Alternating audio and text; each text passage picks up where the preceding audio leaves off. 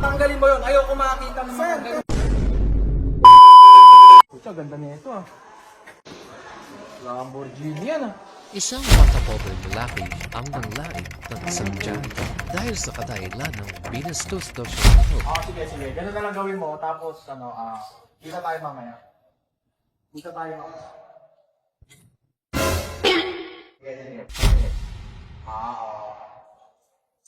Pwede. Sige. Kunin mo yung Kunin mo yung Teka lang.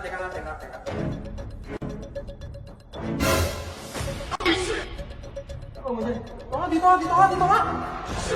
Teka lang. Ano yan, sir? Teka lang, may ano dito eh. Bastos eh.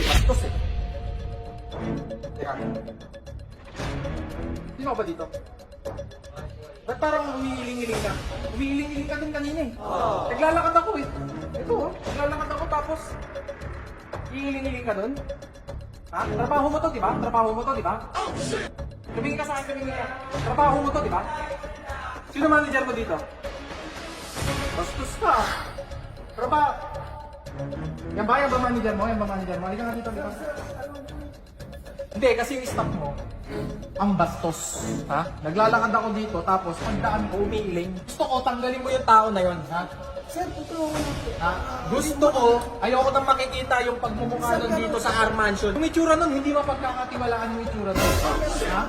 Hindi mapagkakatiwalaan. Tanggalin mo yun. Ayoko makakita ng mga ganyung staff. Ha? Dadaan, trabaho niya to. Trabaho niya maglinis dito. Trabaho niya magmap.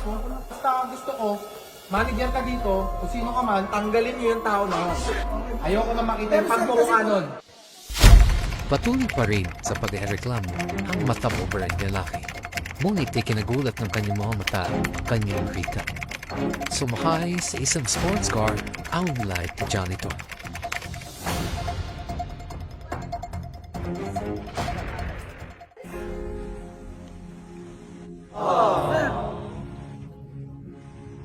Sir, ayaw mo kasi ako pagsalitain eh. Sino ba yun? Boss ko yan, yung kamukha ng si Manalo. Boss mo yun? Boss ko yun.